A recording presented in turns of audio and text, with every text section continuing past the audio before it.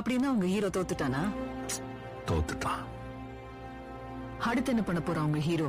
இல்ல give up? காயப்பட்ட சிங்கத்தோட மூச்சு கர்ஜனையோட பயங்கரமாயிடும்.